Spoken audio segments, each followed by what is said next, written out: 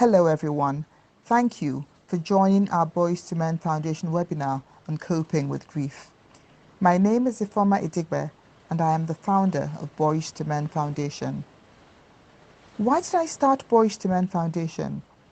Everyone needs some sort of formal support structure to provide life skills tools to help them succeed. Men too need help. This is the vision and mission of Boys to Men Foundation, to support the development of boys and young men to become their best selves using various programs, webinars, podcasts, mentorship, and other interventions. To set the context for the conversation coping with grief, I would like to read a poem from my book about men, random poems, monologues, and reflections. It's called They Say. I want to shout but make no sound. There is only silence, the silence of my anguish. For the words I cannot speak, men don't talk, they say. For the tears I cannot shed, men don't cry, they say. For the embrace I long for, not for men, they say. For the help I cannot seek, men are strong, they say. For the courage I lack, men are brave, they say. For the responsibilities I cannot shoulder, men must provide, they say. I am only human, imperfect, afraid, vulnerable, insecure. I want to shout loud and long, but make no sound. No one can hear. There is only silence, the silence of my anguish. For the silence I must endure, for the words I dare not speak, for the loneliness I feel. I am a man, they say. We have all suffered grief for different reasons at different times with different consequences. We all cope differently, but society gives women permission to grieve however they want, publicly or privately, and this is a general truth.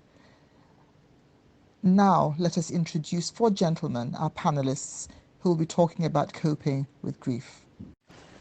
Dr. Henry Nzekwu, our moderator, is a trained medical doctor and strategic communications consultant, the founder and executive vice chairman of MessageWise Limited, one of Nigeria's leading strategy, communications, and enterprise development firms. He's an experienced thought leader, facilitator, and trusted advisor to organizations in the public and private sectors, and belongs to several professional associations. He's also the founder and CEO of Bridge Radio 98.7 FM, Asaba.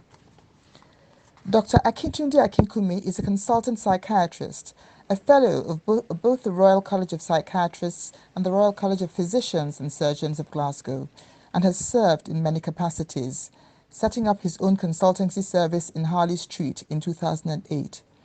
He's a visiting lecturer at the University of Ibadan, Nigeria, where he teaches both undergraduate students and resident doctors. He served in the British Army for more than 25 years and retired as a Major General in 2019.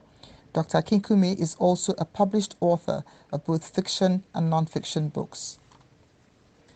Mr. Ikon Ekwuyasi is a Nigerian-born visionary music producer, songwriter, and audio engineer, a pioneer of the alternative music scene in Nigeria, and co-founder of Syndic 8 Records. He has worked with renowned local and international artists and released his debut album, Hungry to Live, an audio documentary, in 2018. Mr. David Hundeyin is a writer and international journalist whose work has appeared on international media platforms such as the New Yorker magazine, Washington Post, CNN, and Netflix. In 2019, he was nominated by the U.S. Department of State for the Edward Murrow Program for Journalists under the International Visitors Leadership Program. Thank you all for accepting our invitation to be panelists. I now hand over to our moderator, Dr. Henry Nzekwu.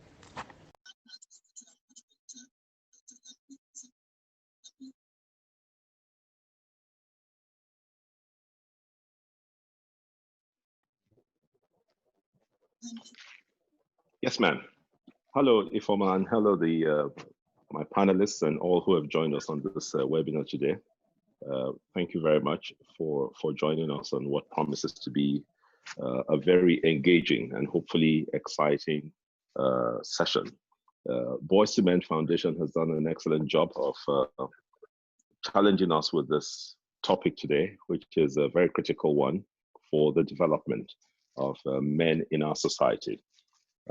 My name, as you have been told, is Nzekwu, and I am really delighted to be your host today. So let's get straight to the matters at hand. I want to welcome my panelists, Dr. Akintunde Akinkunmi, Ikon Ekwuyasi, and of course, David Hundeyin. I don't know where they all are in the world, but wherever you all are, we're bound together by technology. So that's very exciting. And hopefully we're not grieving. But let me start also by adding to the very exciting creative opening comments that Ifoma just shared with us by saying that, yes, we all understand that grief is a universal concept that transcends the boundaries of culture or creed. It is a word we hear about nearly all of the time. But the big question is, what really does it mean? In simple terms, we refer grief, we tie grief to as a natural reaction to loss, usually within the context of death. But it can also be a strong and sometimes overwhelming emotion that can last days, months, or beyond. And the key thing to note is that the grieving process clearly varies from person to person. In other words, there's not one proper way to grieve, unless maybe at the end of this session we would have been told that everything we know about grieving is different, or turned on its head. All of us gathered here today are products of a culture that has implicit expectations of how to grieve, especially where men are concerned.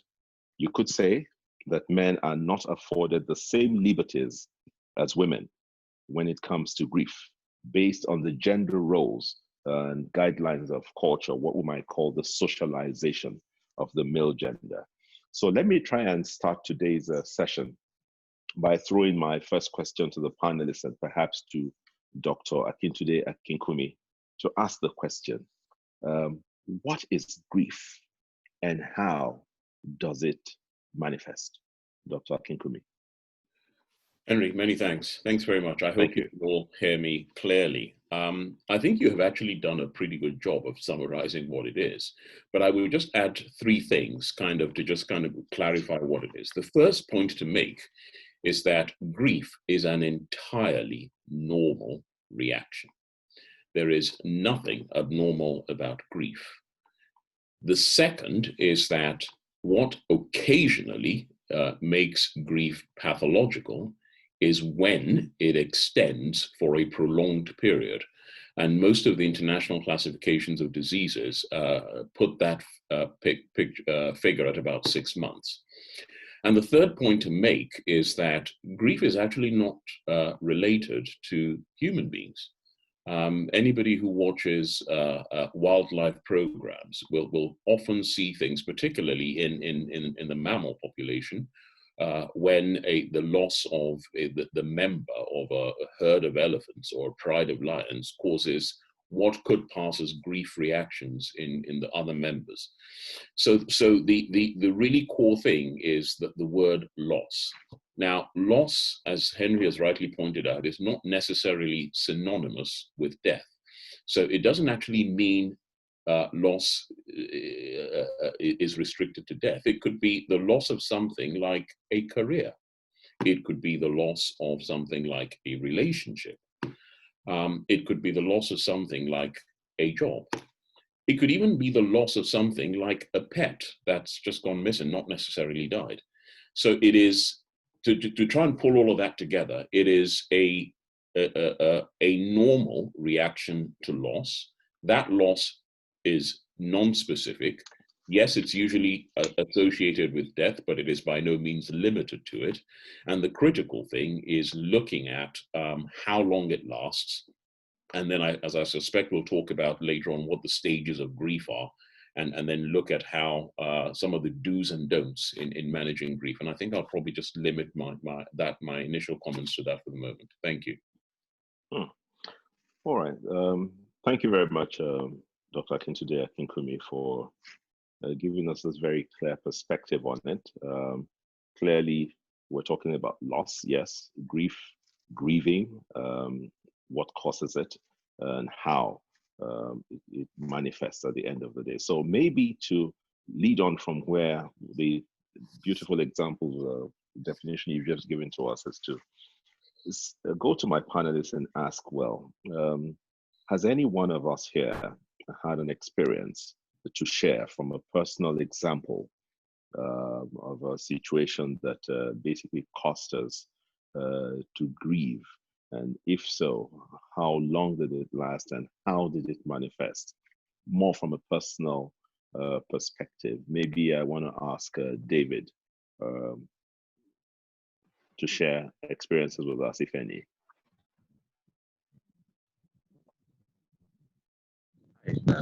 So, unfortunately, I have too many such experiences. I didn't have that. So that's your sound there is still not very good.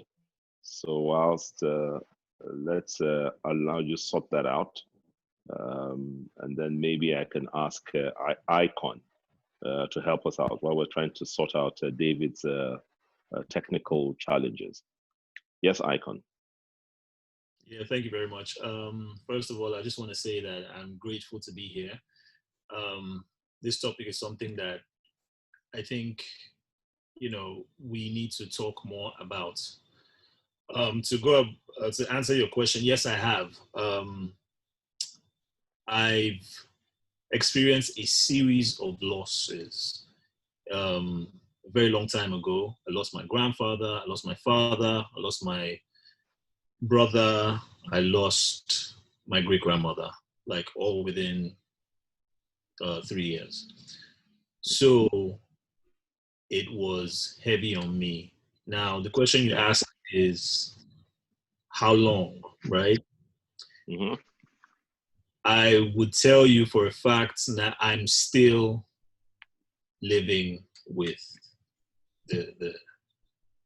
those losses. I'm still experiencing, the things that come with grieving with those losses. So I don't think that, when people hear, experiencing grief due to loss, there can be almost no time limit to it, depending on how hard, for me, it was a hard blow. So it's been 18 years now. And that is a very long time, but it can be that, and I believe it can be more. I think one thing that I've learned from that is you cannot unlose somebody. You can't, once you lose somebody, the person is gone.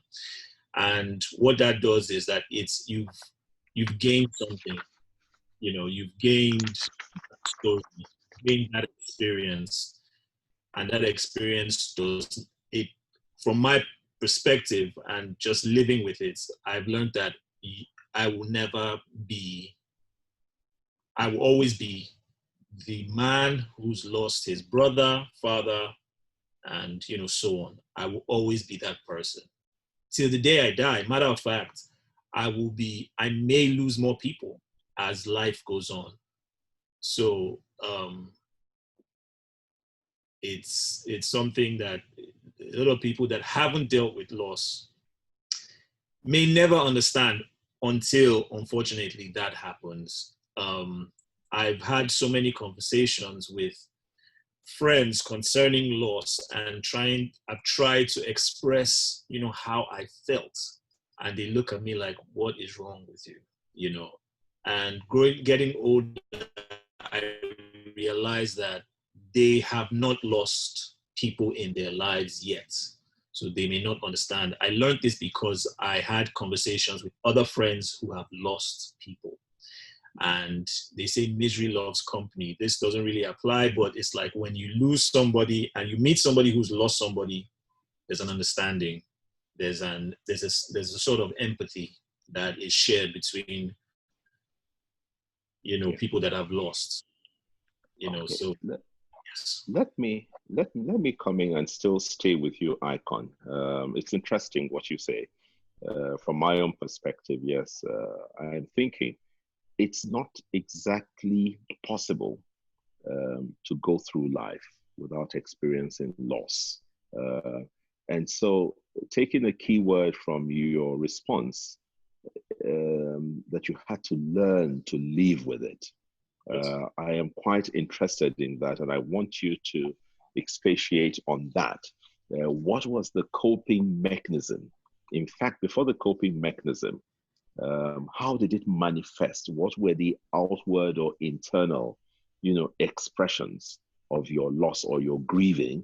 And then what did you have to do to cope with it? I mean, did it have such a damaging impact on your social life, on your relationships, on your work? How did it manifest, and what did you do to overcome or to manage it? Okay.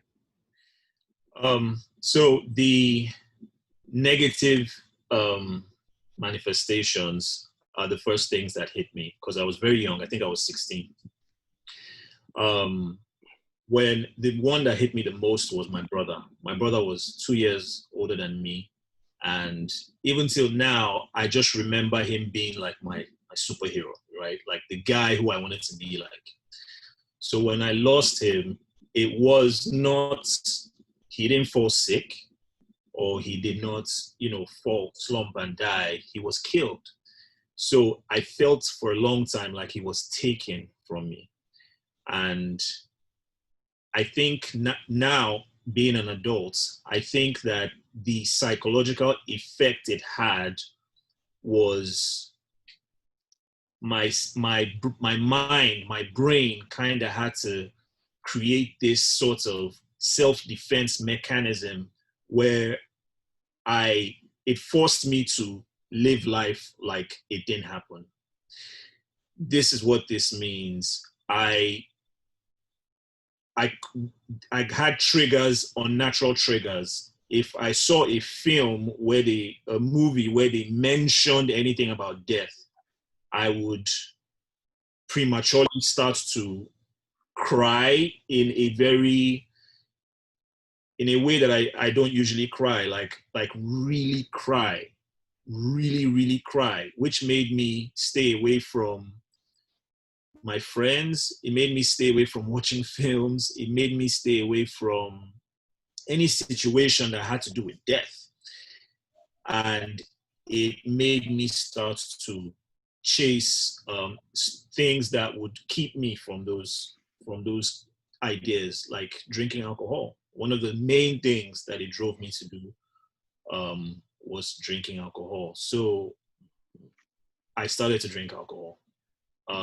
For a 16-year-old, it's not something that I think that anybody should go through. First of all, losing somebody by being murdered, but drinking alcohol for me was a coping mechanism that was detrimental to my health and just my well-being as a young man.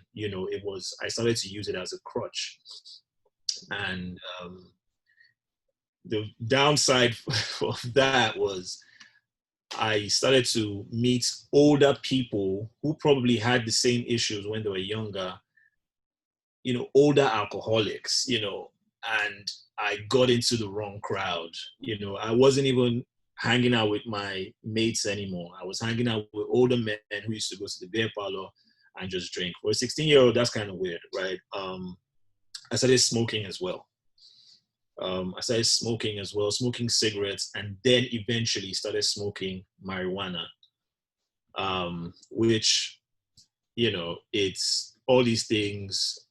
I tried to use them to stop me from thinking about the fact that I lost my brother, mainly my brother. But what this does and what it did down the line was, so I would drink alcohol and maybe smoke and get to the point where I would drink a lot of alcohol. And a few of my friends, I think they're watching this right now, can, attest to this. I would get so drunk and then tell them how I felt. Tell them things that they'd never heard before.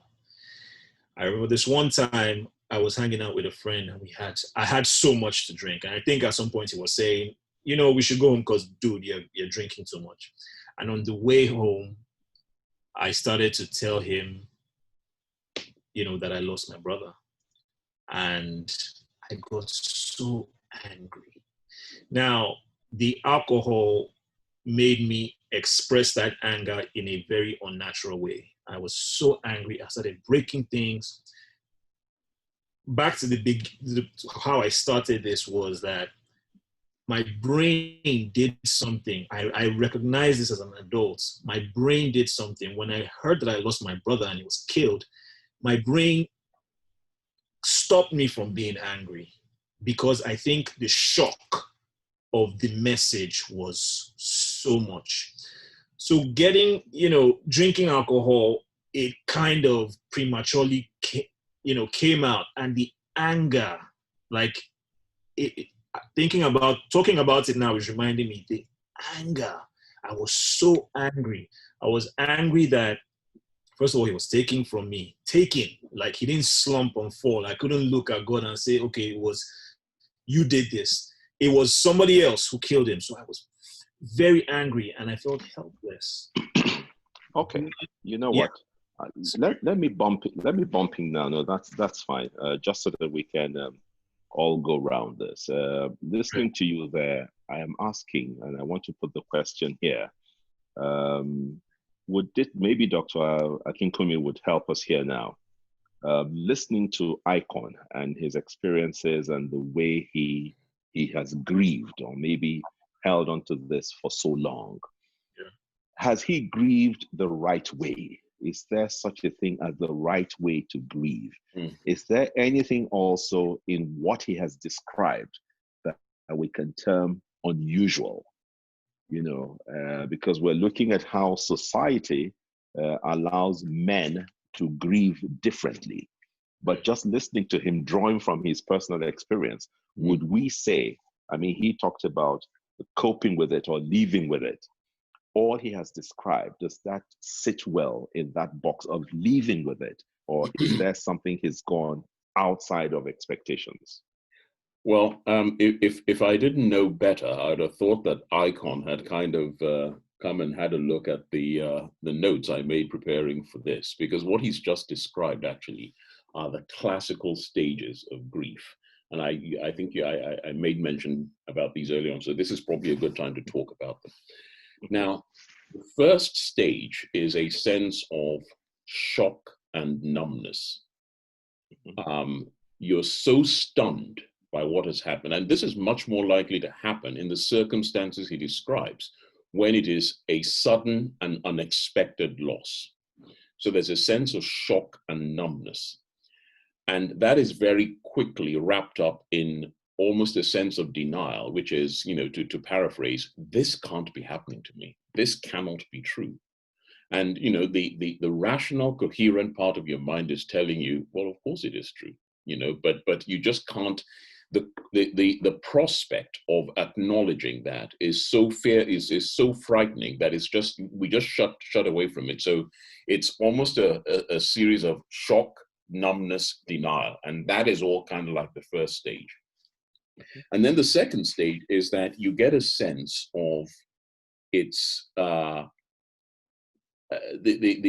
is almost the classic symptom, the thing you expect to associate it with grief, which is the sadness and the tearfulness and the quote being depressed.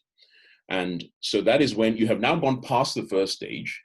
You've moved past denial. You've now kind of acknowledged the reality of what has happened. And then the impact of that is to make you generate these feelings of sadness and tearfulness and depression.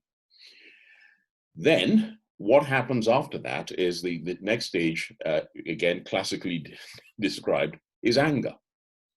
And that anger is directed at a whole range of things. So first of all, you're angry with yourself for feeling like this. You're angry with whoever it was or whatever it was that caused the loss. You're angry with God in whichever form you believe in him, her, or it for letting this happen. And so there's that kind of great sense of anger that is not focused on any one thing. It is just angry at anything and everything, including yourself. And then it is at that stage that, one of the classical don'ts of managing depression comes in. So you seek to find some sort of way of forgetting it all, which is when people start to do the alcohol and the drugs. And the trouble with both of those things is twofold.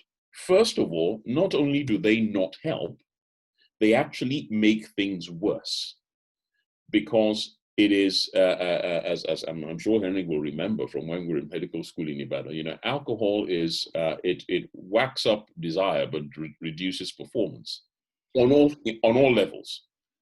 So it increases your wish to be angry and to lash out, but it diminishes the sense of your performance in acting out that anger. Does that make sense? And that's why Ikon, you talked about, you were just angry, and you were now manifesting that anger in a way that you yourself were surprised that, is this really me doing this? And that's the second part of what alcohol does, because actually then disinhibits you. So you prior to a loss, you have felt anger before, but I'm pretty certain that is not all of the time that you acted out on that anger by smashing things, because you didn't necessarily use alcohol as a crutch. What alcohol did was it worsened the anger and then disinhibit you at the same time. So it's like a double whammy. And then the last stage is when you finally begin to accept that, okay, this has happened. This is really... I'm sorry? Okay, we seem to be having some challenges with your sound from my end here, but you can go ahead. Go ahead. Right. And so the last stage is the acceptance, when you almost start to say, okay, I come to terms with this. And just to come back to a point that Ikon made, the loss cannot be unlost. What changes is your ability to deal with it. Deal with it.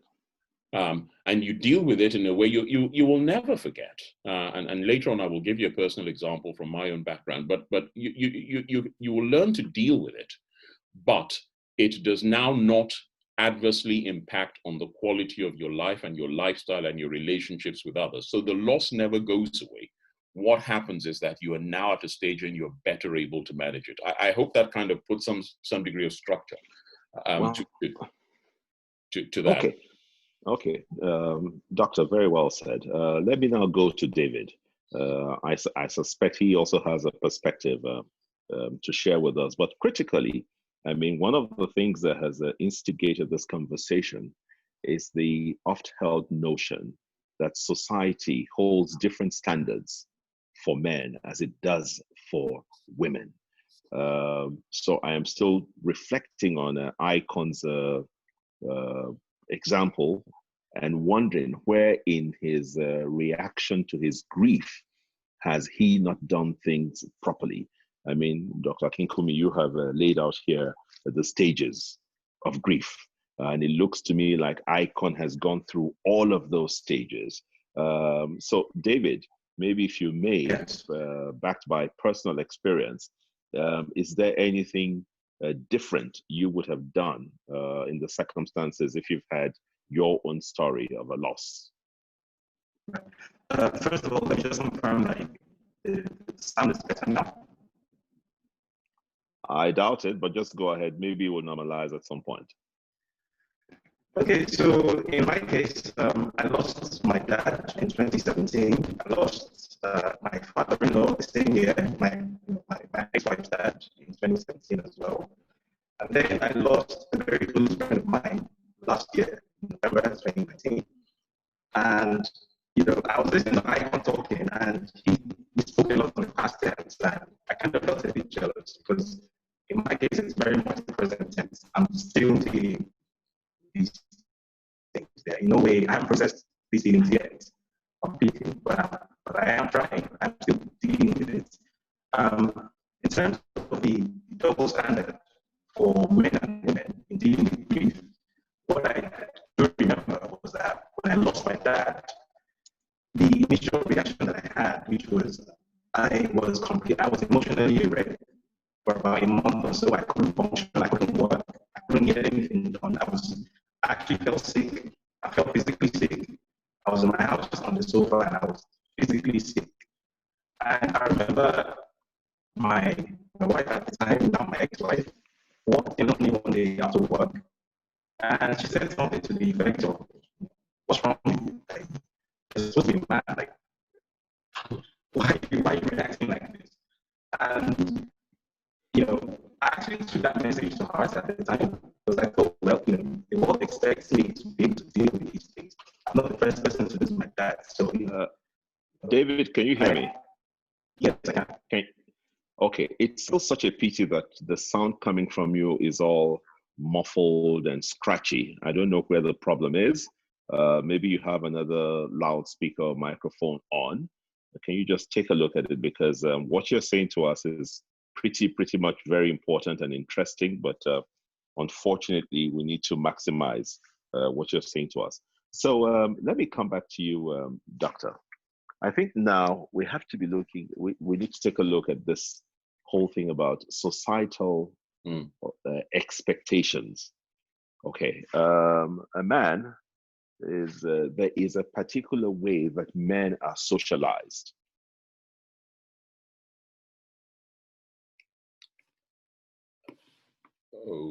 Okay, you've frozen, Henry. Can you still hear me? To control. So, who's so, this? Sorry, you froze for a second and then I lost me. You. Yes, yeah. Oh, okay.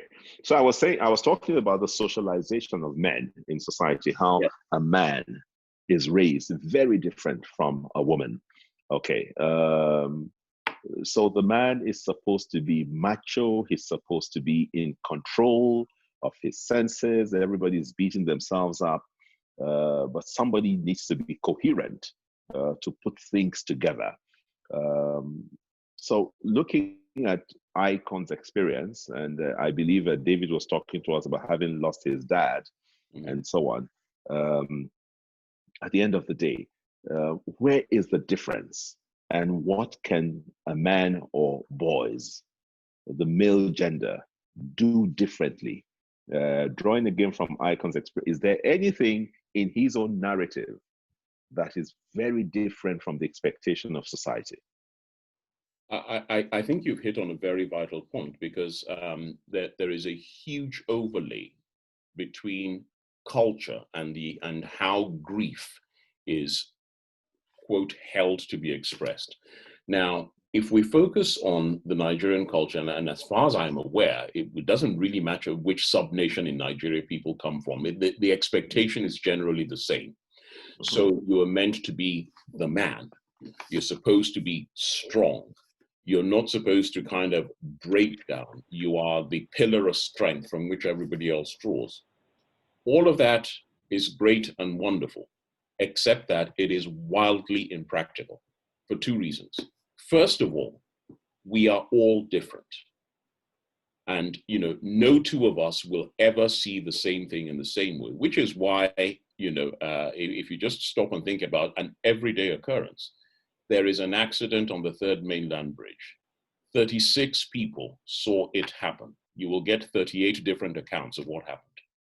We all see things in different ways. So we're not all the same. That's the starting point. The second is that I'm really intrigued as to how, and this is probably more a cultural and anthropological expedition, why it is that we think that men are in any way better equipped to deal with these matters than women are. But that's a slightly different issue. So this is the cultural expectation. Now, I am not one to kind of lightly discard cultural expectations, but I do think that culture, a large chunk of it is fixed and immobile, but also a serious part of it has to be flexible and adaptable and move and adapt to the circumstances. Now, if we cast our minds back 200 years, if we were talking about grief and loss in this circumstance, we were probably talking about an intertribal war when slave raiding parties carried somebody off, and that was the end of that.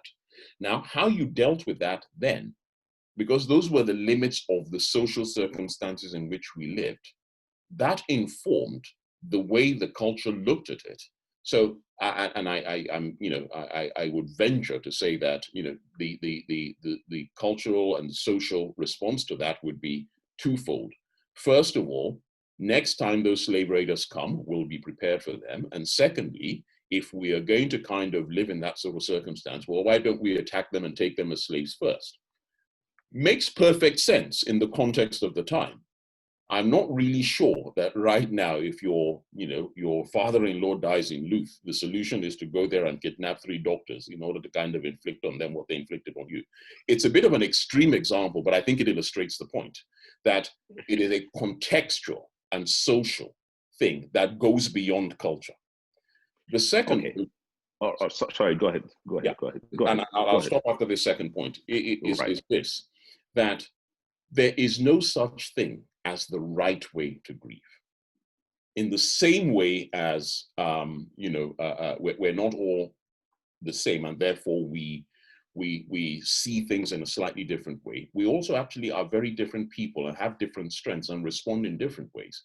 And later on in this piece, if I get the chance, I'll talk about, an experience from an operational deployment to Afghanistan, which, as a lot of people will understand, gave plenty of opportunities for loss and grief.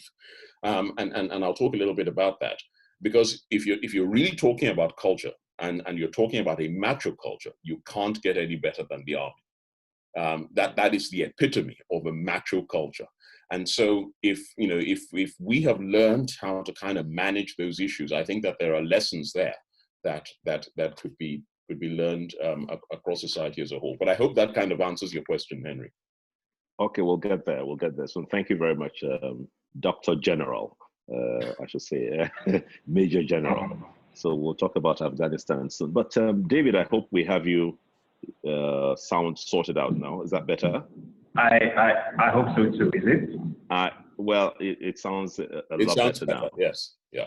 Correct. So let's hear you tell your story, and then as you tell that, can you weave into that some of the support structures you had around you? For instance, where was your mom? Someone was asking that question at the time that you were experiencing this sad situation, and how did you cope?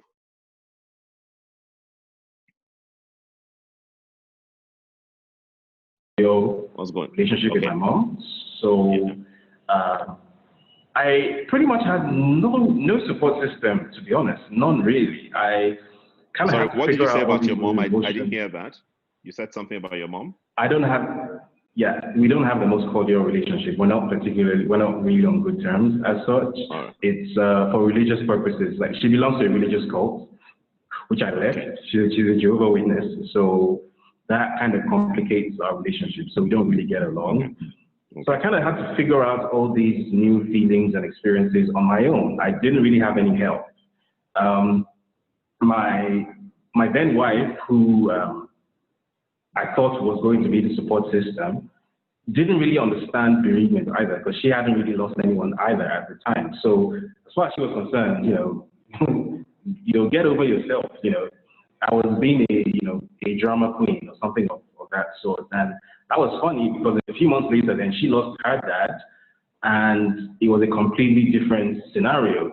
Because then, like, she would wake up in the middle of the night and like cry hysterically, and I was expected to be supportive, which I thought I tried to be, but it was just funny to me that when this happened to me a few months ago, it was like, get your ass up off the couch and stop being a crybaby.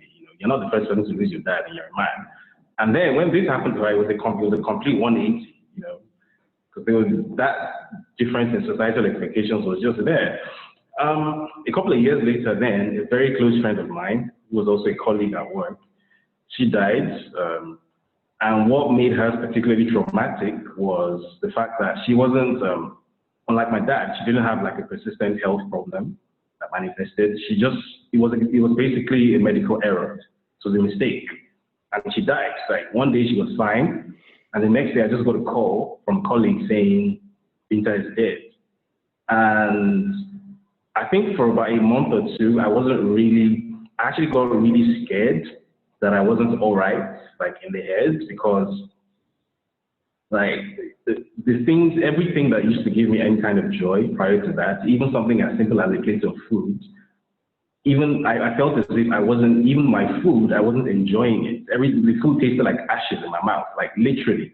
I don't know if this is a thing that happens to other people, but I lost all capacity to enjoy anything.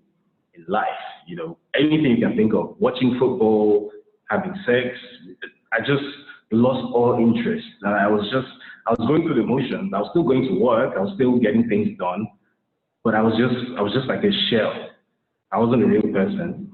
And at a point, thankfully, someone who cared enough about me to realize what was happening then referred me to an organization called Mentally Aware NG. And what they do is that they provide free counseling to people who may be in need of it. So I had a guy called Anthony actually call me up and just talk to me for hours and just try to get me to talk to someone, because I wasn't really talking to anyone. I'll just stay holed up in my office, and it was a really dreadful part of my life, actually. I just lay down on my desk and I just cried. Like, it got to the point where I wouldn't even remember why I was crying, why I was sad. I just had this huge, immense sense of sadness, because Binta was like the older sister that I never had. She was a wonderful person, and it was an awful experience. And I would like to say that I've got past it. When Ikon was talking, as I said earlier, he used a lot of words and words, past tense. And I felt jealous because, I wish it were past tense in my case. It's not. I'm still dealing with these things. Every so often, I'll see something that will just trigger me, something really random. Like, maybe I'm driving past an undertaker and I see like a casket outside, the way they display them in Lagos. And the rest of my day is ruined, because that just reminds me of my dad, or Binta. It's a really strange place to be in, because I feel as if on a level I'm becoming better able. I think I'm getting more used to the idea of losing people and of everything being temporary. But on the other hand, I'm afraid that I'm losing the ability to develop strong bonds with anything, because part of me is like, well, I'm just going to lose this anyway.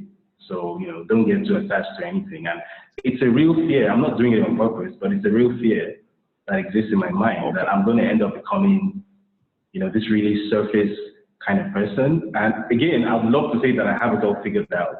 But the truth is, I'm still figuring it out. I still do a lot of reading. I still have a lot of work to do to find out exactly what is happening inside my head, because I'm not, 100% into it. And I haven't actually been to see a professional therapist yet, but I intend to at some point. Okay, so let me ask this, and perhaps I'll go to Ikon now. He's been quiet and allowed us some time. A number of issues arising from David's interjection. The first here is the issue of acceptance and conditioning. At what point are we to accept that once you have suffered loss, it is something that lives with you for the rest of your days and there's nothing you can do about it? Secondly, what, if any, in terms of support, did you get to help you through your own grieving process? Maybe after that, I'll come to Dr. Akinkunmi and ask him if this whole concept of grieving, is it an overrated or over-exaggerated concept?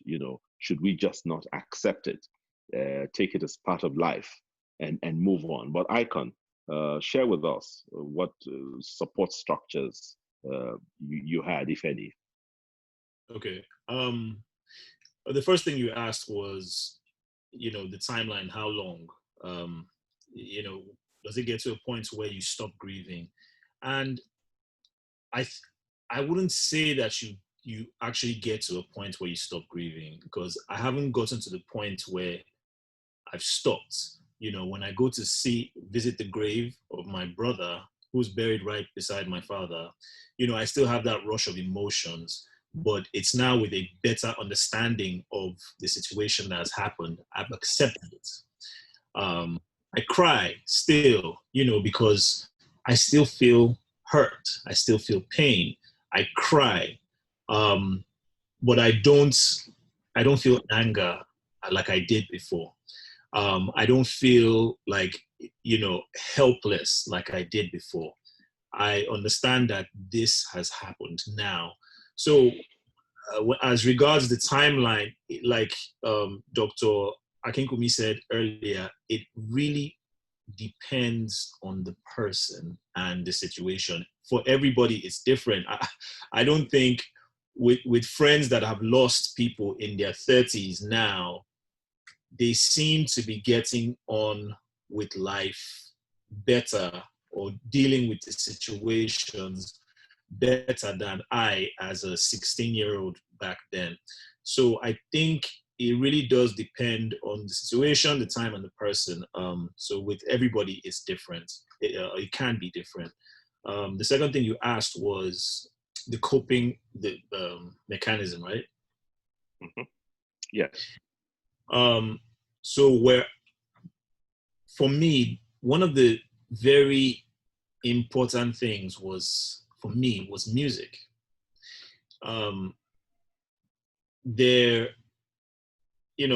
I guess when I say music, I'm not talking about like popular music. I'm talking about music done by artists who have been through similar things and have had the opportunity to share. And they use music as a platform to share and express, what they're going through. So I'm a music producer as well, and which means that I make music, and it's really a passion of mine. I'm thankful to be in this industry. A lot of the energy that was manifested through, this process, through the loss, I channel it into creating. And it's something that has helped me outside of, drink, as regards to coping, instead of drinking alcohol or smoking or doing things that are detrimental to my health or mental well-being. Creating music. Now, the way I understand it now is I think that when I say creating music, for some other person, it could be writing poetry. For some other person, it could be, I don't know, like anything that is, you may be passionate about, that you can pour energy into. I think that for other people would help, but for me, it was actually creating music. It was being creative. So when I create music, I try to put my personal experiences, I try to use that as a point of inspiration. And when I'm done and I listen to my work or look at my work, I can see it objectively. I don't see it from within. I'm not, feeling it from within anymore. I'm seeing it objectively. And I can see and point out how irrational it can look to other people. When a grown man is crying about something, a grown man is crying about losing a girl, his girlfriend broke up with him. Could be like, dude, you're a man, why are you crying? But until it happens to you, you won't, until it happens to you. So being, creating music has made me become very objective about this process that has happened to me. I could see it from a third angle. And one of the main things that this has done is to embrace the idea of empathy as regards coping with loss and grieving. Okay, maybe let me step in here. If I'm hearing you correctly, it sounds to me like in terms of coping and support, we can look at them on two levels. Okay. One clearly is intrinsic, if I call it that, which comes from within. It's your determination to do things or channel your energies. For my understanding is adversity can be a great spur of creativity, so you channel your energies in there. The second bit that I'd like to hear more about is the extrinsic, the external one, family, friends, whatever faith or religious organizations you subscribe to, that sort of thing. We've heard so much about the things you did by yourself and how you sort of like rechanneled your energies. But on the external side, family, friends, society at large, what kind of support, who knew that you were grieving, and what did they do to come to help you get a better hold of it? This is a very good question. This question is Okay, let me just go ahead and answer. So when, for instance, my family was a good point of support, but in a weird way, we all experienced the losses that I mentioned, and we were all. Yeah, okay. Go Can you hear ahead. me? Yeah, we lost you for a bit on my part. Like I said, it was for my family, we all lost the people, we all had the same experience of losing the people that I mentioned before. And we all had, different ways to deal with it. I'll give you an example. When I spoke to my grandma, who obviously has experienced more loss than I have because she's way older than me. She lost her husband, her son, her grandson, her mother. She's just had it, right? And when I tried to talk to her about how I felt, being feeling depressed, she would tell me, go and take Panadol, or, are you feeling sick, or is your stomach worrying you, or is it headache? And I took it as she doesn't understand. And something interesting happened when I tried to force her to talk about it with me, to say, Grandma, I love you and all, but you're not hearing me. I feel this. I feel bad. I feel blah, blah, blah. She again shut it down. But the very next day, she sent me a letter. She writes me hand letters. She sent me a letter with a big envelope filled with articles she had cut out for 18 years about my brother. And she just sent that to me. And it gave me a greater understanding of, the community that I had, the support that I had. She is too old to be remembering these things. As much as I felt like I needed support, I realized that we all had to support each other. So as much as, I can say that my family was a coping mechanism for me, and, was supportive, for family. We all dealt with it differently.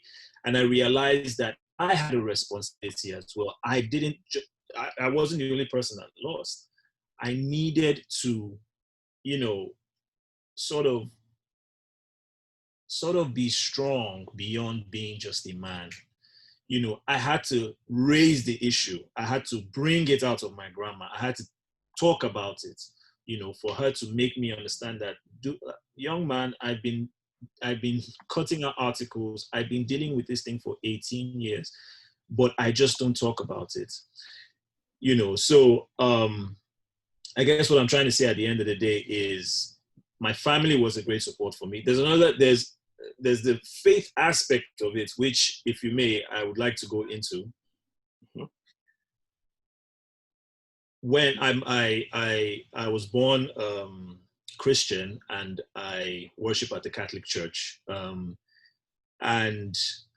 I hadn't always been a churchgoer, so to speak, and I found a community in the church by mistake one day. I got to the church and I was crying for no reason.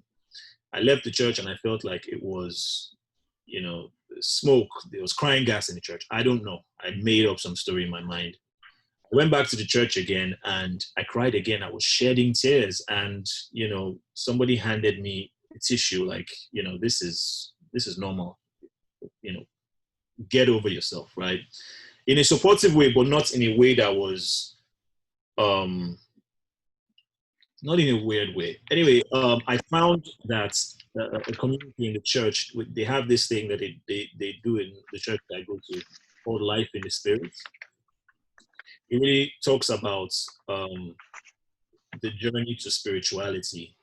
And I found a community there that we had sharing sessions every week. We would sit down together and talk about everything, especially the spiritual journey. And just sharing with people like that, not necessarily people that have lost, it's just people on the journey, the spiritual journey. It opened my mind up to understanding the spiritual aspects of of something like grieving. It made me understand, that we are all fighting a battle here. My battle, apart from my daily struggles, one of the addition was to be dealing with loss. But, sharing made me understand that we are all dealing with something or the other. So that's the church helped me in that regard. Okay, let's move on a little bit. I'll go to Dr. Akinkunmi. Something very poignant that I think Ikon mentioned, not about him, but the example about his grandma and the clippings that she kept of his brother or her son or grandson for 18 years or howsoever long. Can you speak to that and what that would have meant?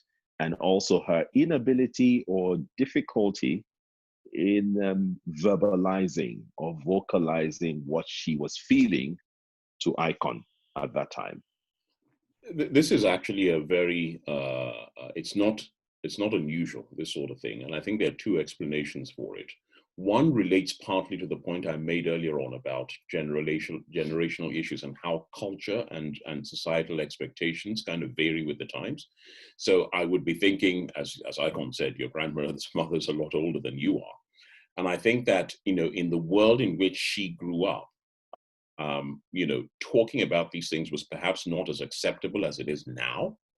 And she did something else, which was also very typical, which is to somatize, to translate mental anguish into physical problems. So she would ask you whether your stomach was hurting you or you had a headache, because that is easier to understand. That is much more acceptable to deal with and to acknowledge. So you translate the unspeakable mental anguish into the much more socially acceptable physical infirmity, as it were. Nonetheless, she also had one huge advantage, which is that a much greater body of life experience to draw on, as you rightly pointed out. She has been through these losses over and over and over again, and probably has a broader experience of it, not just in herself, but in her friends and contemporaries. So if you added together the sum total of her experience with loss and grief, it would dwarf yours big time. And so it was a combination, I think, of a generational thing, that tendency to kind of somatize, to translate the mental into the physical, and then the wisdom that comes from age and experience. And I think when you put that all together, she was really, in essence, by sending you all of that stuff, is to think, listen, young man, I may not talk about it, but I get it. If I may be permitted to paraphrase what you might have been thinking. So I think that's what was going on there. It's also very important how you talked about a very vital point, which is that your family being the kind of like the first, port of call, they were in the position of having experienced exactly the same losses you had. So actually, they could understand what you were going through. Now compare that to the friends that you had mentioned earlier on who had never lost anybody in their lives, and how much harder it was for them to relate to what you were saying. And because they couldn't relate, it was harder for them, therefore, to provide you the support that your family was able to do. And precisely because of the fact that they had also experienced the same loss, one of the lessons that you took away was that actually this has to be a mutual dependence and support thing. And when you're busy supporting other people, believe me, you have much less time to worry about which part of you is hurting. Does that answer your question? Very, very, very, very well said, Dr. Akinkunmi. And then because I'm looking at time, yes, I know we should be wrapping this up in about 15 minutes. Sure. But I'm also interested in your own experiences. You mentioned Afghanistan. Obviously, that's coming from your military background, I guess. So let's hear what you have to say to us about that and how that I'll just very quickly summarize it. I mean, as I said, this was a conflict zone. So, there was a pretty great likelihood of loss and therefore everything that came with it. But there are 2 points I want to make here. One is that this is, in some ways, artificial. We go into this with our eyes wide open, so we know exactly what it is we're going to expect, and we train for it. And a lot of people think that preparation for going into a conflict zone is all about, bombs and bullets and stuff. A lot of it actually is kind of making the troops aware and giving them an education about what might happen and how their responses to it might affect them and might affect the operation. And the second point was something I made earlier on, which is that if you're talking about a culture that is male macho, you can't get any better than the army. Now, we are taught and trained, I spent 35 years of my life doing this before last year, the mission is paramount. Now, it is inevitable that you are going to get losses, but that cannot be allowed to interfere with the mission. Now, believe it or not, that also has some sort of resonance with what Ikon was saying. So you are attacking village X or Hamlet Y, where the Taliban have blown up a few things, and you're trying to get it back. You will take losses, but those losses will be in vain if you fail to achieve the mission. So you actually your best mate could have his leg blown off beside you, and you crack on with the mission and let others coming behind look after him. Now that can be a very difficult thing to do, but it's a slightly different set of circumstances. However, we train people before they go to expect loss and how they react to it. So you actually also train all the troops to look out for signs of stress and trauma in each other. Now, you may think that that is a very pink and fluffy thing to do. It is actually done for the reasons of, one, your best capital is your human resources. A gun is not going to fire itself. It needs a trained soldier to fire it. So if you start losing your soldiers, it doesn't matter how fancy your guns are. They are just useless lumps of metal. So that's the first point. The second point is that when we come back, there was this sense now of then doing a debrief, so that everybody who has been through exactly that same trauma, you all go and talk about and reflect amongst yourselves. How did it go? How did it make me feel? How did I deal with this? If you lost somebody, then you get all the boys and girls talking about their favorite stories of him, and that is a huge decompressant. So although you will always feel that sense of loss, and that is much more acute actually when you come out of theater. So as I said, when you're in the middle of people going, trying to kick six bells out of you, you really don't have much time for grief. It's when all of that stops and you get back to the UK, and then you're kind of driving along on the road and a car backfires and it suddenly brings it all back. Then that's when you realize actually that but that's so much easier to deal with when you are talking with people who have been in the same position as you. So that sense of peer support is a very critical thing. Yeah. And the second and last point, which I'll just finish with, is that if the one of the major do's, apart from kind of being able to talk and ventilate to your peers, the second thing is that don't focus on things you cannot change. The loss has happened. Doesn't matter how much you cry, that person isn't coming back. So the question is, don't focus on what you cannot change, focus on what you can change that will make your ability to deal with it so much better. And one of the best ways of doing that, there's a very good friend of ours that his only son of his mother, every year on Mother's Day, as long as we're in the United Kingdom, 4 of us go and take his mother out for lunch on Mother's Day. And that is the best way. You focus on what you can change. He's gone. His mother's still here. Going and taking her out on Mother's Day really is a wonderful palliative, not just for her, but actually also for us. And I think I'll just stop that there. Okay, so let's hope that we have David back. Can you hear me, David? Can you? Yeah. Hello. Hi. Yeah. Okay, then. I mean, you're echoing a little bit, but we'll take what we hear from you.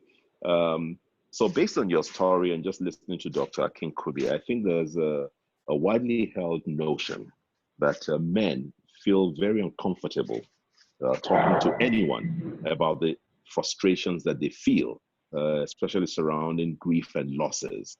Would that have been your experience? And secondly, would you say that you suffered any sort of psychological, medical, physical deficiencies or difficulties arising from the loss that you've experienced? Okay, in answer to your first question, definitely.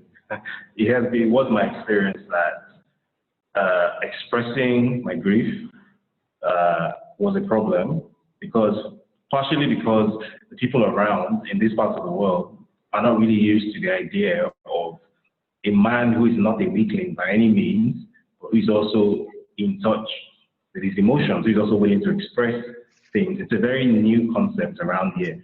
Here, the idea is that you're either a man's man or you're effeminate. So the idea that you're a strong man, which I like to think I am, but at the same time, you have no problem feeling your feelings. That's a very new idea here, which people are not used to. So because of that, I had difficulty allowing myself to express these things in front of people, because I felt as if these things will be used against you at some point, especially in my line of work.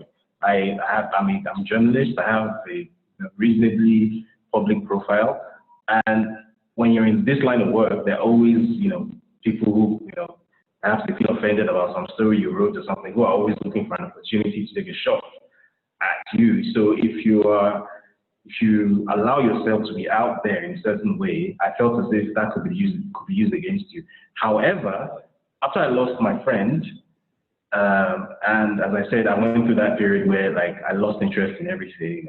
When I started to recover myself a little bit, I had an epiphany one morning. It was early in the morning. I woke up around 6, and I didn't have anything to do, and I just sat in bed staring at the ceiling. And I had an epiphany that actually, why do I care so much what anyone thinks about how I choose to feel what I'm feeling? It's in my own head. It's not anybody's business. I'm the one going through it. No one knows. And to be honest, no one really cares what I'm going through. Even if they say a couple of things, that's just people talking. Nobody actually cares. So I think from that point, from that moment, I just decided, you know what, if I'm in public, and the urge to cry comes and whatnot, obviously I'm not going to go around and make a spectacle of myself. But at the same time, if I feel like expressing myself is going to be healthy, I will do it. And it doesn't make me any less of a man. It doesn't make me a weak person. It just means that if people have a problem with it, that just means that they have a problem with it. Then in answer to your second question, did I have any impairments? Yes, I definitely did. I think I mentioned this earlier, that at the point I started getting physically afraid of the feeling I had inside my head, because I felt as if I lost all ability to feel any kind of joy. This was around December last year. I genuinely felt as if, obviously I'm not a doctor, so I can't make a diagnosis about what clinical depression is or isn't, but I felt as if this is as close a thing as I've ever felt to being clinically depressed. I literally could not find joy in anything, and I mean anything. And for someone like me, that's a big deal, because I'm a very sensory kind of person. I take a lot of pleasure in music, in food, in travel, sex, that kind of thing. I'm a very sensuous person. So when you lose that ability to feel any kind of joy in even the simplest things, then it's quite a problem. And that was definitely the case for me. And as I said, it wasn't until I had a really long conversation with a counselor from Mentally Aware NG over a number of days that I admitted to myself that actually I need help, because I think that was also a major thing.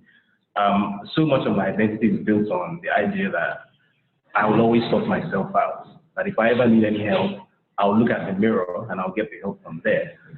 So this was the first time where I actually had to admit to another human being that something going on inside my head, which isn't really anybody else's business, is becoming such a problem for me that I'm going to need to ask somebody else to intervene in what is my own private problem, that I can't handle this on my own. That's not something I do very often, which is a very big deal for me. But it got to that point where I had to accept to myself that I needed that help, and I got it. As to whether I've gotten all the help that I need, I cannot say, But I do feel as if I'm able to function normally. I'm able to feel joy on some levels. Every so often, I will be, maybe I'm busy writing an article or doing some research or something, and out of nowhere, for no reason, Pinterest picture just pops into my head, and that's it, the day is ruined. Absolutely, that still does happen. I remember the last public holiday, the Salah holiday, a little brother who is I follow on some social media, put up a caption saying, it's not the same without you today. And he put up a picture of her. This was about 8 a.m. in the morning. And I remember I stayed in my room till about 4 p.m. that day, just weeping, just doing nothing else. And it's funny because afterwards I come out and I feel like I'm completely normal. But then every so often there's this intense rush of sadness, this huge feeling of loss where I feel as if a hole opened up in my chest. Thankfully, it doesn't happen as often as it used to, but it is still happening. Whether that's a normal reaction that other people have, again, I don't know, because I've never really been around people who have suffered loss, to the extent that I have. So, and it's not something I talk about very often, but I would love to get Dr. Akinkunmi's take on this, actually. Yeah, so before Dr. Akinkunmi steps in, and rightfully so, I think to try and summarize all of this is to ask him really, is there a global or universal standard for coping with loss or for grieving? And beyond all of that, is it personal, or must we always go to seek help? Is it something we can deal with on our individual, on our own basis, or must we always reach out? Because there's so many people who, like David says, who feel that the society expects men, and I guess also other gender, to be macho, to get on with it, handle it. And so many people are damaging themselves on the internal and not knowing that they could go out there and get help and, sort of like lighting the burden, as it were. So is there a standard way of grieving, and what will be the takeaway from all of the conversations we've had today? Short answer to the last question about is there a standard way? Short answer is no, because there is no such thing as a standard human being. We're different heights, we're different colors, we're different weights, we have different backgrounds, we have different life experiences. We all have different DNA, so we respond to things in different ways. Some people have it within themselves to kind of deal with this matter without kind of reaching out. Other people do need the support of others. And for others, actually just knowing that there is somebody else there is actually enough. So that's the first thing. You just, while I'm on the subject, just something you mentioned earlier on is that, is this something we should accept? Should we just accept it as part of life? Well, if we're going to abolish grief, we might as well abolish things like eating and drinking and breathing and all of that kind of stuff, because those are just inherent things in human nature too. So no, it's not to be abolished, I'm afraid. The waving of a magic wand to create this utopian uplands where there is no such thing as grief is probably the same thing as waving a magic wand and say there's no such thing as illness, in which case you and I will be out of a job. Well, actually probably more you than me than you these days. But anyway, anyway, so that's the first thing. The second thing is that in relation to trying to pull this all together, and just coming back to what David was saying, David, you described one of the most classic symptoms of a depressive illness, something called anhedonia, which is in essence the inability to derive pleasure from previously pleasurable activities. A classic example. And so I don't know about the rest of it, and there's a lot of things. I'm not going to conduct a mental state examination on this forum, but if that helps you, you do describe one of the classic symptoms of depressive illness.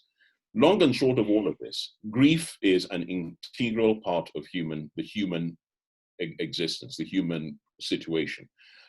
If we understand how it works, and that's why I went through the stages of grief, if we understand the potential impact that it can have on us, and I think David and Ikon have kind of very graphically illustrated those, if we understand some of the things that we can be doing, so we talked about ventilating, peer pressure, talking to family, drawing on support systems, drawing on internal things, and understand some of the things that we shouldn't be doing. So, you know, I'm as partial as the next man to a glass of brandy, but that's not the way to sort out grief. So things like, using crutches, alcohol, substance misuse, promiscuity, whatever it happens to be, those are really not adaptive ways and means of doing that. If we can pull all of those things together, then I think that, and critically, actually, events like this, talking about it openly, talking about it honestly, talking about it without a sense of, you know, the sky is going to fall down. If we're able to do all of those things, then I think we'll have gone a long way to kind of understanding and managing this most human of emotions. Thank you very much, Doctor. Thank you, Ikon. Thank you, David. That was very illuminating and helpful. And I hope to all who have joined us on this webinar, you have taken out something from the conversation that we have had. For the last 30 minutes or so that we have, I'd like to deal with any questions that from our panelists or other participants would have on the topic that has been so expertly addressed today. And whilst I'm waiting for those questions to come, if any, I saw earlier on that someone had mentioned about a person who lost his daughter. And obviously all he had to do was he's kept his daughter's phone on his desk, either at work or so all this time, and probably just as a memento or, you know, memorabilia from that loss. Doctor, in your own experience, is that helpful? Holding on to things belonging to departed loved ones? Yes, like everything else, so long as it's done in moderation. It's, you know, having a photo of your daughter on your desk is one thing. Having a virtual shrine to her in every room of your house is quite another. You know, I happen to think that, you know, because somebody has been lost is not the same thing as they never existed, and therefore they should not be airbrushed out of history, you know, in the way Joseph Stalin used to do when people annoyed him. So yes, by all means, it can be a healthy thing to kind of keep mementos of loved ones around. But as I say, all things in moderation. I don't have a problem at all with that. Yeah. And Ikon, as it stands today, would you say that you are in a better place in terms of coping with your losses? I'm in a very good place. I have, thankfully, having conversations with people that understand this journey. I've come to the realization that, you know, the short-term things that you try to do to get rid of, you know, this idea that you've lost are not good things. And the reality is that vice is a binge, but virtue is a practice. So if you're thinking long-term on how to deal with, you know, to shoulder this, you know, have this grieving process and have it in a healthier way, if I may, is to think long term and not do things that would, you know, harm you health-wise. And also one very important thing, because grieving has everything to do with mental health. Unfortunately, it's not something that we talk about a lot in Nigeria. Mental health, it's as important as your physical health. If you have a toothache, you go to the dentist. If you have a headache, you take Panadol. When you feel depressed, you have to do something about it. Something healthy about it. You can't just throw it off and say it's, you know, it's just part of those things. It's just being a man. No. That's not it. That is not it. To be an efficient man, and you know, you have to deal with these things the right way. You know, so yeah. So that's it. So I'll come back to Dr. Akinkunmi. Medically speaking, what would you say are some of the symptoms of depression? I mean, like Ikon was saying now, most people don't know that they're depressed. you know, and we also know that depression can affect multiple organs in your body and your functionality. So perhaps you want to just spend couple of minutes here, just basically educating us on what some of the signs can be and what the damage can be on your body and your being. Indeed. Well, yes. I'll just try and kind of wrap this up very quickly. So, you know, the principal symptom is when people describe that they feel low in mood, and when people tell me that, I always try and ask them to try and quantify that, because it gives one a better sense.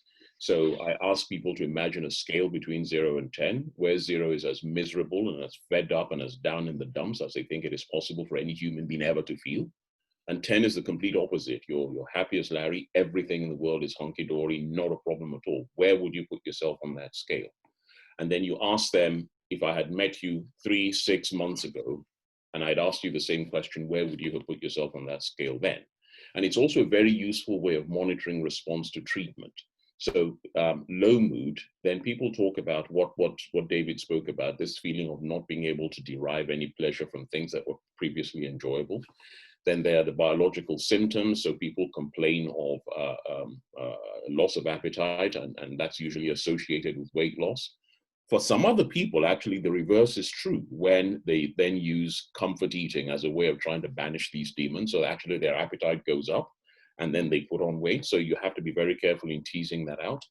A lot of people complain about difficulties with sleeping. And the classic example is that, you know, people talk about what's called early morning awakening. So they either have difficulty falling asleep, or they fall asleep all right, but then they wake up in the middle of the night. And it's the second bit that actually is kind of more classically associated with a depressive illness, although that's not to say that you can't have initial insomnia as well.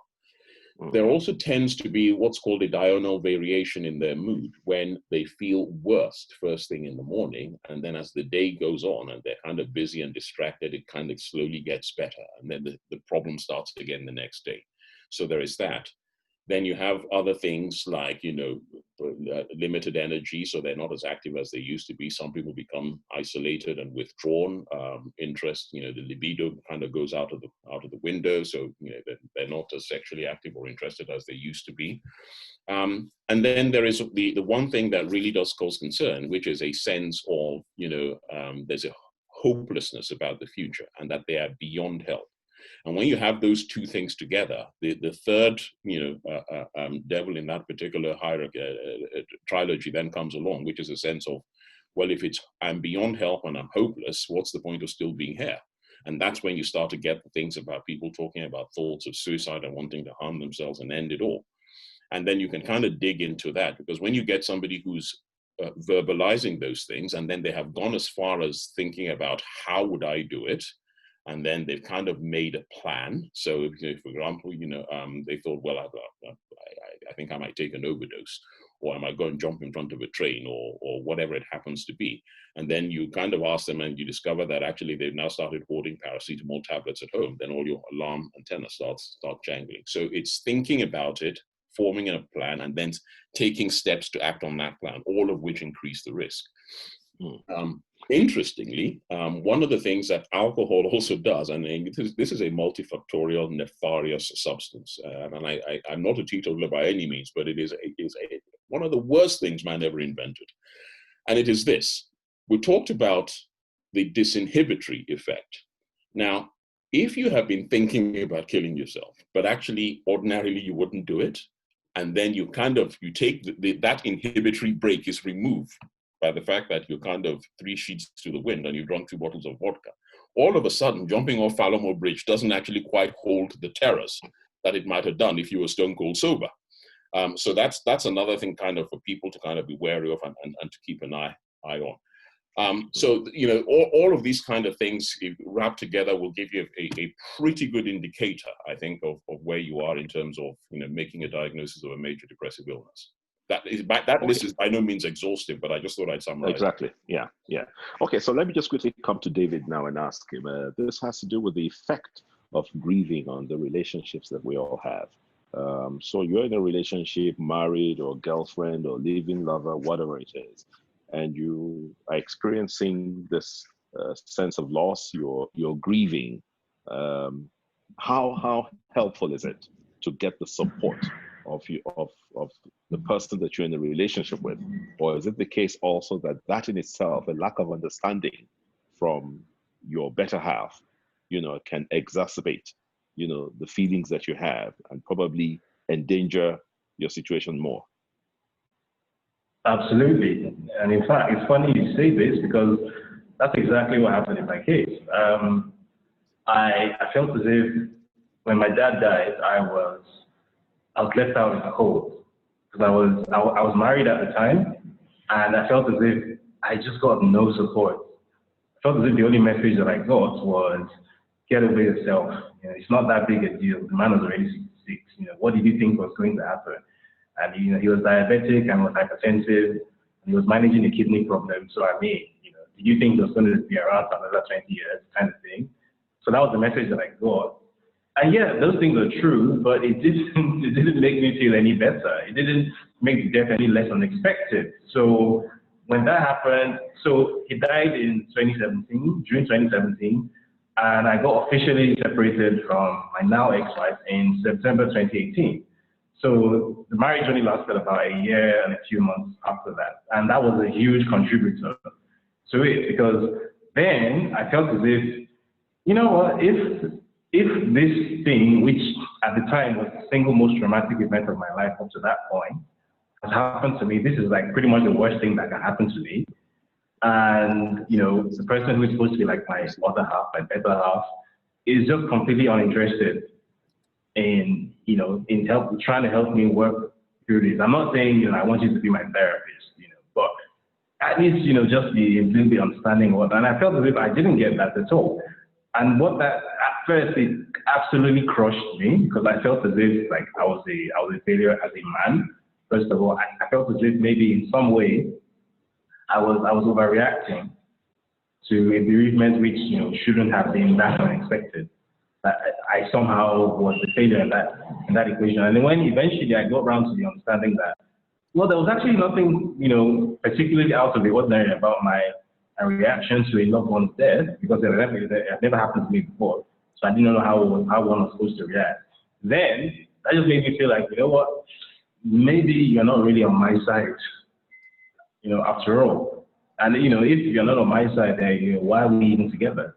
So yeah, that did contribute to the end of that particular relationship. And what was funny about that was, at the end of the relationship, at the point of separation, that in itself created the end of the relationship in itself became a cause for grief in itself, because obviously nobody, especially in this part of the world, nobody goes into a marriage thinking that they're going to get divorced. It's just not a thing culturally here. So it was that feeling of, right, so I've lost a loved one, and now I've lost a relationship which was supposed to be lifelong as well, and there were other relationships which are ancillary to that, which I also lost as a result, because there are people who are friends with you because they met you through that person, and then you can no longer be social with them even though you're good friends.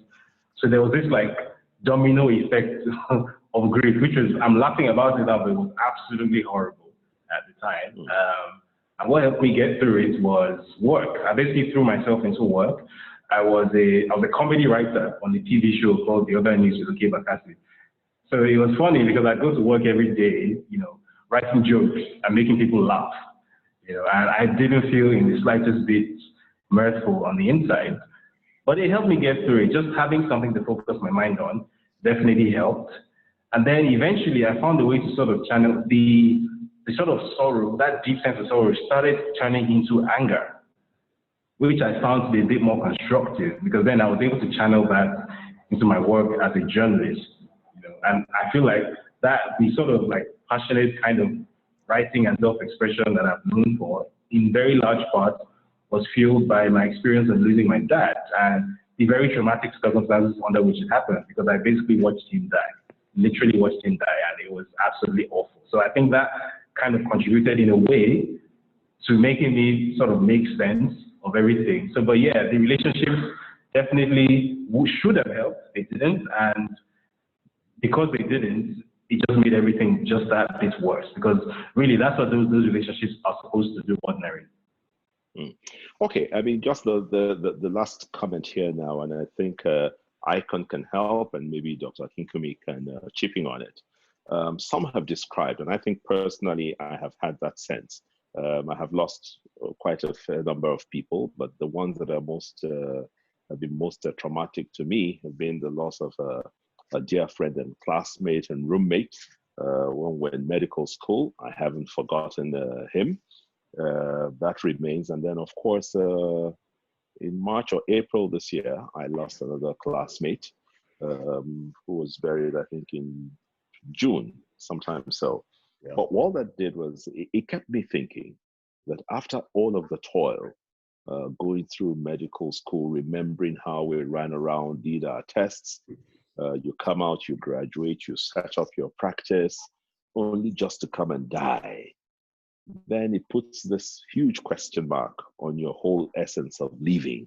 And you're thinking, so to what do I owe the struggle? What is the meaning of life? What is the answer? Why am I here? You know, where am I going after here? Is it all worth it?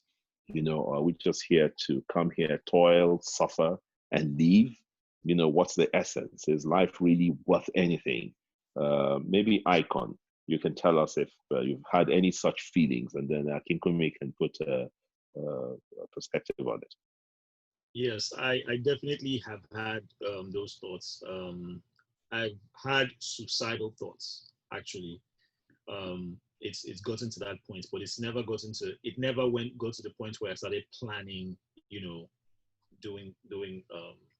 acting it out. But I think that the question of why are we here is something that I think we'll keep asking for another like century or more. But what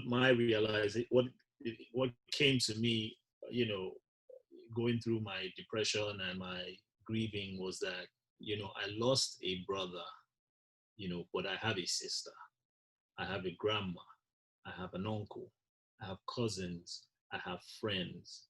And it just made me understand and dig deeper into what I should be grateful for and what I have. But this didn't come overnight. This came with me trying to drown myself with alcohol. And, you know, it took a long time and some serious emotional intelligence and maturity to get to the point where I realized it's important to be grateful for what we have.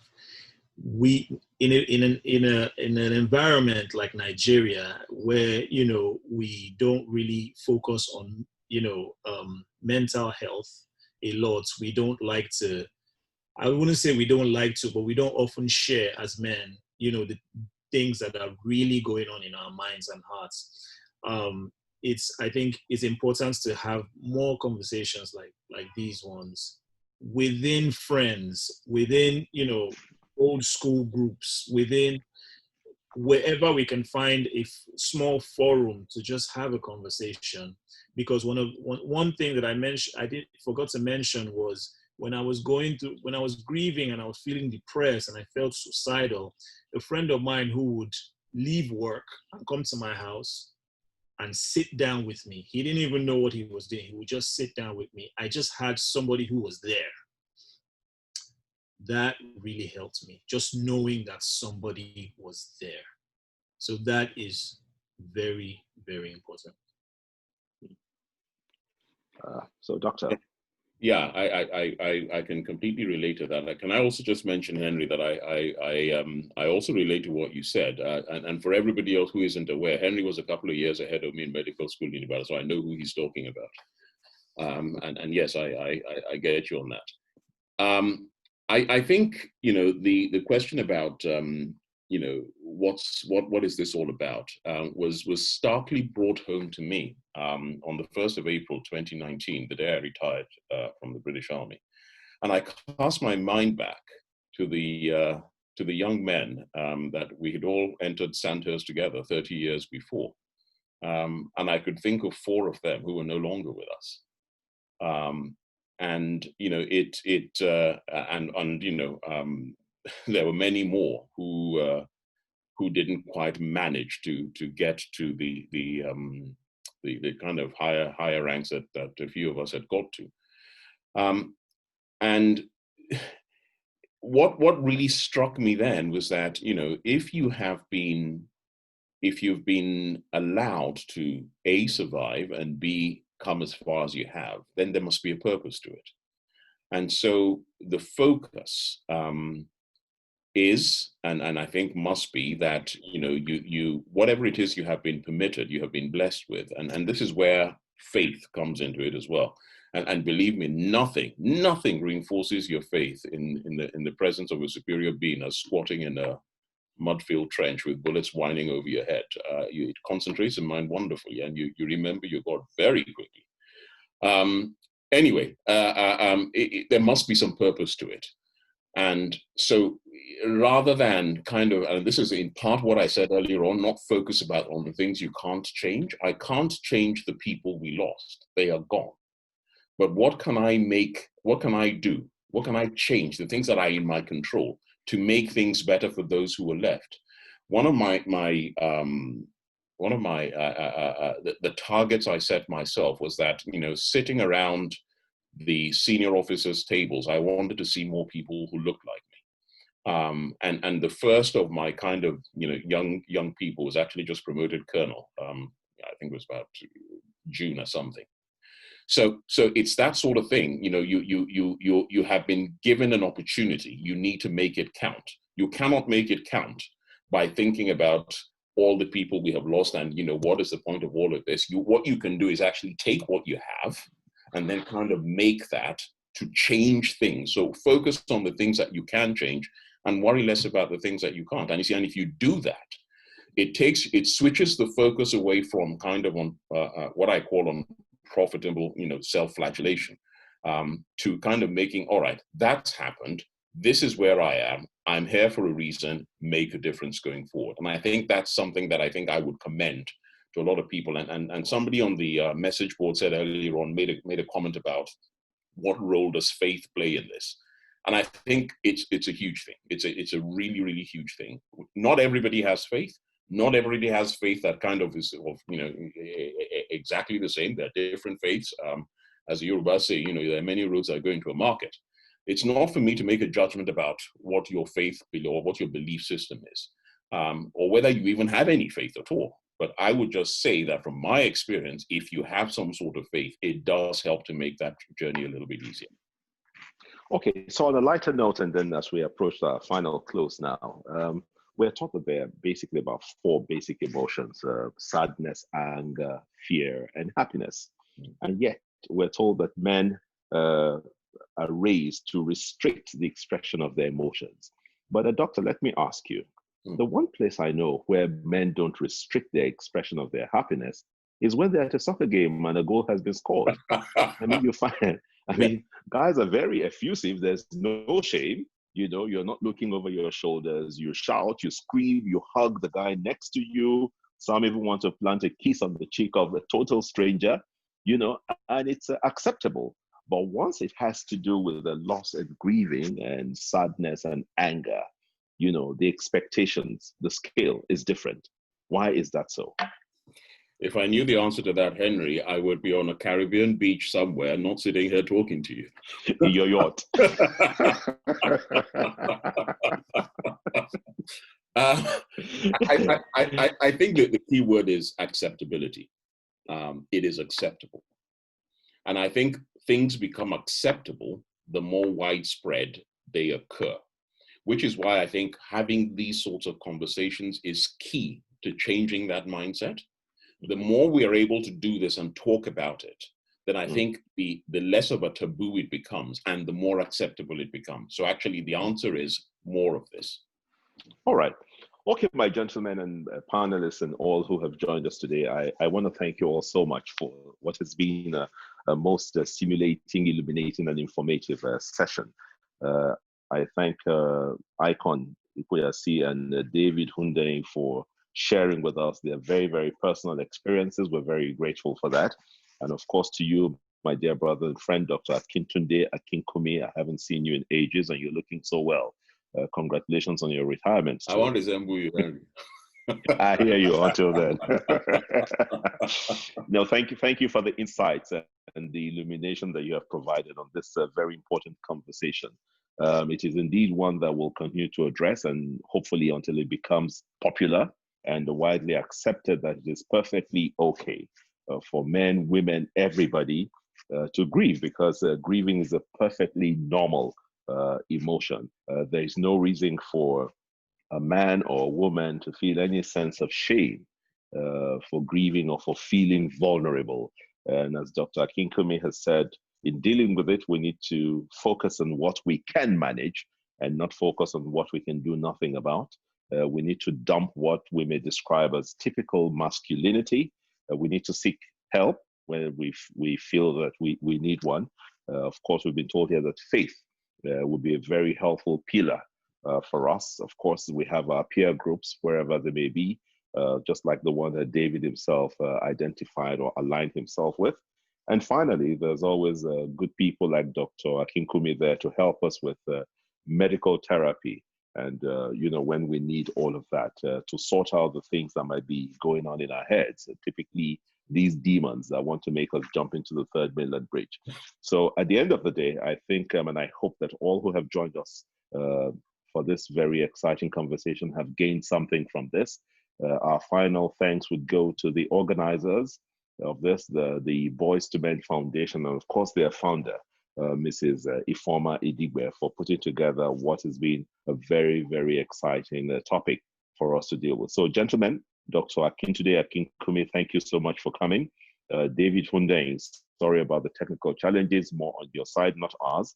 Ikon Ekwuyasi, thank you so much. And for the future days, I'm sure they must be brighter than the days that we have left behind. To everybody, I thank you for sharing this with all of us.